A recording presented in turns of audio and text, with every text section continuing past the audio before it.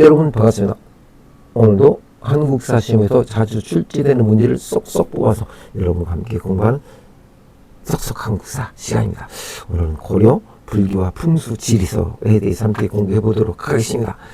자, 오늘은 조금 어려울 수가 있어요. 이제 불교의 발달 과정과 불교 행사, 그리고 풍수, 지리설에 대한 어떤 연관성을 함께 공부하다 보니까 조금 어려운 말이 많이 나오거든요. 일단 그래도 불교 발달은 태조, 왕건. 제가 고려시대의 왕들은 4명 꼭 말씀드렸죠. 왕건, 광종, 성종, 공유랑. 자, 불교의 발달. 여기서 교관 겸수와 정의 쌍수, 도노 점수, 요것을 좀 이해를 하셔야 됩니다. 자, 그걸 자세히 제가 설명해 드릴게요. 자, 문제에 들어가기 전에 일단은 태조는 후조 10조, 왕건은 후조 10조에서 불교 성상을 당부합니다. 그리고 연등회와 팔관회를 중시했죠. 그런데 성종은 최승로 시무 28조 아시죠? 최승로의 시무 28조의 영향으로 뭘 합니까? 유교 정치 사상이 강조되면서 연등회와 팔관회를 일시적으로 축소하고 폐지해요. 자, 이 얘기는 무슨 뜻입니까? 제가 지난 시간에 유학의 발달 과정에서 말씀드린 것처럼 성리학을 도입하게 됩니다. 성종은 왜 그럴까요? 야, 고려 왕건은 나라를 세웠죠. 그리고 그 나라 세운 그 기반에 광종은 집을 짓고 조금 더 좀 잘 살게 했죠. 그리고 이제 성종 때 와서 뭐입니까? 완전한 고려시대의 중기가 됩니다. 자, 그 중기에는 왕권이 강화됐다는 뜻이죠. 그 왕권이 강화됐다는 건 통치 철학이 뭔가 있었다는 얘기죠. 그러다 보니까 성종은 그 통치 철학을 유교 정치 사상을 통해서 그 근본 이념을 가지고 어떻게 될까요? 통치를 하려고 했던 것이죠. 그래서 모든 왕들은 중기 때는 왕권이 강화됐고 그 통치 사상과 그 정치 사상이 있었다라는 걸 꼭 이해를 하셔야 됩니다. 그래서 성종 때는 성리학을 중심으로 다시 말씀드리면 인간의 심성과 우주의 원리 등의 문제를 탐구하는 새로운 유학으로였는데 그때 나중에 정도전 정몽주의 신진사대부가 개혁사상으로 성리학을 적극적으로 받아들였다라고 제가 얘기한 적이 있죠. 요것을 꼭 여러분들이 아셔야 됩니다. 자, 그럼 태조 왕건과 성종은 다르다. 그래서 태조 왕건은 불교를 숭상했고 성종은 불교를 억제했다라고 보시면 되겠죠. 요것이 중요합니다. 그것은 왕권 강화에 있었고 불교의 문제점이 발견되었다라고 보시면 되겠죠. 자, 문제 풀어보도록 하겠습니다. 의처는 1번 의처는 이론의 연마와 수행을 함께하는 무엇을 주장했다 그랬죠. 이론이 뭐고 연마가 뭔지 아시죠? 이론은 책을 보는 게 이론이죠. 이론 책을 많이 보고 나서 그대로 행하는 것이 실천이죠. 수행이죠. 그래서 교관 겸수란 말이 납니다. 이 교는 의처에 대해서 말씀드릴게요. 의처는 대각국사라고도 보통 부르죠. 이제 문종의 아들이었는데 이 아들이 승려가 돼가지고 송나라에 가서 이제 유학을 하고 돌아와서 불교 발전을 위해서 노력하죠. 자, 그런데 그 불교 발전을 노력하려면 뭔가 있어야 되겠죠. 그래서 이제 천태종을 창시하게 됩니다. 그래서 천태종을 창시하는데 천태종의 창시와 함께 뭔가 교리가 있어야 되겠죠. 그래서 교감 겸수를 통해서 교종의 중심으로 선종을 통합한다라고 이렇게 얘기하는데 교감 겸수에 대해서 잠깐 말씀드리면 교는 부처의 말씀인 경전을 뜻하는 것이고 관은 선종의 실천 수행법을 뜻하는 거예요. 참선이라는 것은 선종, 참선 들어보셨죠? 돌 닦는 거. 그래서 교는 부처의 말씀인 경전과 관은 선종의 실천 수행법을 뜻하기 때문에 교관 겸수는 경전의 연구와 깨달음을 이해해서는 수행을 함께 해야 된다라는 것을 강조한 것이 교감 겸수라고 보시면 되겠습니다. 좀 어렵죠. 그래서 연마와 수행, 이론의 연마와 수행은 이론은 경전을 뜻하는 것이고 여기서 수행은 참선을 뜻한다라고 보시면 되겠죠. 의처는 문종의 고려 넷째 아들, 승려가 송나라에 가서 유학하고 와서 불교 발전을 노력했다라고 보시면 되겠죠. 다음 두 번째 문제. 자, 여기서 두 번째 문제는 뭐가 될까요? 뭐 보시면 마치 의천입니다. 의천은 교장도감을 설치하고 교장을 관행했다. 그러죠. 자, 여기서 말하는 것이 조금 전에 말씀드린 것처럼 교장도감을 설치하고 교장을 편찬했다는 것은 의천이 행한 것이 교감 겸수라고 했죠. 그래서 수행하는 방법, 견전의 연구와 그 깨달음을 위한 수행을 함께하는 것이 바로 교장도감이다. 그러니까 보시면 되겠습니다. 자, 대각국사 똑같이 의천에서 나온 겁니다. 지금 대각국사, 대각국사 의천은 금속 화폐를 만들어 사용할 것을 주장했다. 합니다. 그러니까 왕이 문종의 아들이었으니까 좀 식권도 있겠죠. 그래서 이제 대각국사 의천은 화폐를 만들어서 사용할 것을 주장했다라고 얘기가 나오고 있습니다. 그래서 금속 화폐를 만들어 사용할 것을 주장했다. 고려 때 이해하셨죠? 자, 다음에 보조국사 진울은 수행 방법으로 아까 얘기했죠. 정해 쌍수라고 했죠. 여기 보조국사라고 하는데 어떤 의천까지는 중기시대를 얘기하는 것이고 보조국사 진울 이렇게 합니다. 이것은 조계종, 저희가 하는 조계종, 우리 뭐 조계종, 인사동에 조계종 있죠. 뭐 이런 조계종을 정립했다라고 보시면 되고, 자, 거기에 나오는 것은 정의 쌍수란 뜻이 나오는데 이 정의 쌍수라는 것은 무엇인가를 제가 좀 말씀드리도록 하겠습니다. 그러면 종교가 있으면 종교에 대한 어떤 이념이 있어야 될 거 아니에요. 교리가 있어야 될 거 아니에요. 이 교리를 갖다가 말한 것이 이제 정의 쌍수인데 정은 선정을 얘기하는 거고 해는 지혜를 얘기한다고 합니다. 정의 쌍수는 선정을 통해서 깨달음을 얻기는 어때? 지혜를 얻어야 된다라는 것을 얘기했죠. 그래서 교리 공부를 함께 깨달음과 지혜를 함께 얻는 것이 정의 쌍수다라고 보시면 되겠습니다. 그래서 어떤 이게 승려들이 이제 타락을 했다는가, 기이나 과거나 종교도 마찬가지 그런 게 있을 수가 있겠죠. 그럴 때 이것을 비판해서 승려의 그 기본 본연 자세를 돌아가려면 어떻게 해야 됩니까? 내가 지혜는 어때? 또 그것도 어떻게 돼? 깨달고 교리 공부를 하라라는 뜻이 바로 이제 조계종을 정립한 진울 보조국사를 얘기하는 거예요. 정의 쌍수는 다시 정리할게요. 정은 선정이고 해는 깨달음이다.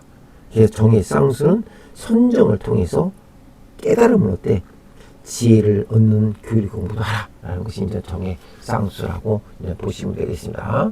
그래서 좀 어렵지만은 조금은 제가 얘기한 걸 몇 번 반복하다 보면 좀 이해가 될 거예요. 좀 어려운 말이 또 나오죠. 도노 점수, 이제 도노 점수가 나오는데 이 도노 점수라는 것은 뭐냐면 이 도노 점수도 진울을 보조국사하게 얘기한 거죠. 정의 쌍수와 도노 점수를 바탕으로 선정 중심의 통합을 원했던 것이 이제 바로 진울 복사 후기 때를 얘기하는 겁니다. 자, 그럼 도노 점수를 한번 보도록 하겠습니다. 종교와 관계없이 있는 역사 공부니까. 도노 점수는 돈자는 갑자기 돈자고 오는 깨달을 오자예요. 한자를 제가 이제 표시를 했으면 좋겠는데 한자가 나올지 안 나올지 모르겠는데 한번 제가 한자를 한번 보도록 하겠습니다. 맞나? 맞네요. 도노 점수 이렇게 나온 것이 돈오 점수 이것이 바로 깨달을 돈이에요. 깨달을 돈. 갑자기 돈이고 오자는 깨달을 오자죠. 마음심비에 들어가는 거니까. 그리고 여기는 이제 점수는 점차점에다가 닭글수 수행할 적이 닭글수인데 이것도 한자 있나 확인해 보도록 하겠습니다. 제가 한자가 있나 확인해보고 이 도노 점수 할 적에 점자가 점자거든요. 점자니까 이거네. 이거 점자에다 이거입니다. 이거 도노 점수. 도노 점수. 이게 이제 도노 점수라고 제가 읽는다고 했어요. 도노 점수. 다시 정리하면 갑자기 돈자에다가 갑자기 돈 깨달을 오자. 그 다음에 점차. 차변이 들어갔다. 차자가 그래. 점자에다가 닭글수. 그래서 여기는 닭글수 해가지고 도노 점수. 갑자기 돈 깨달으로 점차점 닭글수. 점차 전자 보면 차가 들어있잖아요. 차가 들어있죠, 편이. 그래서 그걸 이해하시면 되겠죠.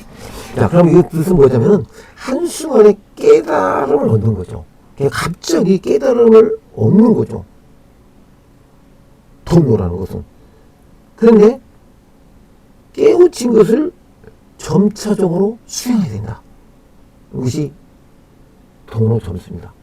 그래서 갑자기 한순간에 깨달음을 얻을 수 있다고 보지만 이것을 어떻게 될까요? 점진적으로 수행해야 된다. 깨달음을 얻었다면 갑자기 깨우친 것을 점차적으로 점진적으로 수행하는 것이 도노점수다라고 보시면 되겠죠. 보조국사 진을 좀 어렵죠. 자, 정의쌍수 도노점수 한 번만 다시 정해 드릴게요. 정의쌍수는 선정을 통해서 깨달음을 얻었다 하더라도 지혜를 얻는 교리 공부를 함께하는 것이 정의쌍수고, 도노점수는 내가 갑자기 깨우친 것을 점진적으로 수행을 하는 것이 도노점수다라고 보시면 되겠습니다. 정의쌍수 도노점수 이해하셨죠? 자, 5번 문제 풀어보도록 하겠습니다. 5번. 자, 5번은 무엇은 유불일질서를 주장하여 심성의 뭐랄까요? 심성의 도야를 강조했다라고 합니다. 해심입니다. 해심은 유불일치서를 주장하여 심성의 도야를 강조했다. 자, 유불일질서라는 것은 뭐냐면 유교와 불교의 뿌리가 하나다 이거죠. 야, 불교가 성리학을 포용할 수 있는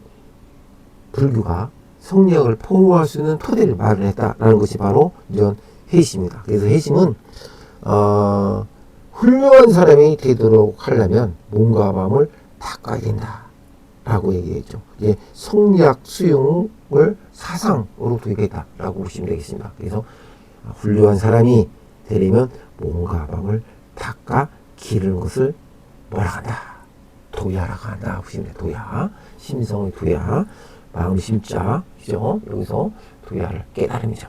다시 훌륭한 사람이 되려면 되도록 몸과 마음을 닦아 기르는 것을 말한다. 그죠? 훌륭한 사람이 되도록 몸과 마음을 닦아 기르는 것을 말하는 것이 도야다. 라고 되죠. 좀 어렵죠. 훌륭한 사람. 누구나 되고 싶겠지만 어떻게 될까요? 그것을 몸과 마음을 닦아야 된다는 거죠. 누가 해심 얘기다. 라고 보시면 됩니다. 오늘 조금 어렵지만은 자꾸 이렇게 우리가 이런 내용을 깨달으면 조금 더 지혜를 얻을 수가 있죠. 자, 6번 태조 왕건은 훈요 10주에서 북진정책을 위해서 어디를 중시했다겠죠? 서경을 중시했다겠죠. 서경. 아, 이거 시험에 잘 나오죠. 이거 서경을 중시했다는 거. 여러분 뭐 많이 들어보셨죠? 자, 우리가 보통 얘기할 적에 태조 왕건은 북진 정책을 썼다고 했어요. 그리고 또 하나는 태조 왕건이 정략개를 했다고 했죠. 그죠? 태조 왕건이 세운 나라가 처음에 고려를 세운 것이 태조 왕건이잖아요. 태조 왕건이 북진 정책을 쓴 이유는 정리해드린 왜 북진 정책을 썼을까요? 발해. 고난이 발해를 멸망시켰잖아요. 발해는 고구려를 계승한 나라겠죠. 또 고려는 고구려를 계승한 나라겠죠. 고구려에서 고자만 구자만 고리잖아요. 그러다 보니까 발해를 멸망시킨 뭐랄까요? 고난을 어떻게 할까요? 숭배하지 말라 했잖아요. 고난의 풍습을 따르지 말라 했잖아요. 그래서 발해 땅을 차지하려고 태조왕건은 북진 정책을 썼죠. 그리고 서경을 중시했죠. 서경을 중시한 이유가 북진 정책을 쓰기 위해서 서경을 중시했다. 이렇게 보시면 되겠습니다. 오늘은 고려 문화, 불교와 풍수지리설에 대해서 함께 공부해봤습니다. 다음 시간에는 조금 어려운 거 지나갔죠. 고려 문화를 다시 공부하는데 그 고려 문화에서는 예술과 공예가 있을 거 아니에요. 그래서 여러분 아시다시피 그 예술과 공예는 어떤 것이 있는가? 부석사라든가 뭐 석조, 좌상 뭐 이런 거 있을 거 아니에요? 이런 것들에서 공부를 하고 시험에는 상당히 이 문화에 대해서 이제 시험이 많이 나올 겁니다. 문화에 대해서 많이 나오기 때문에 이제 그 문화를 어떤 정치적 면보다도 문화적 그리고 또 우리의 고려시대의 인쇄술과 건축의 과학 기술 이런 거 중요하잖아요. 왜냐하면 전 세계적으로 유명하고 오래된 그런 어떤 건축과 과학 기술들이 고려시대에도 있고 또 보존되고 있기 때문에 이런 걸 공부하시면 좋고 여기까지 공부하시면 고려시대는 다 끝나고 그 다음에 이제 조선 시대로 들어가게 됩니다.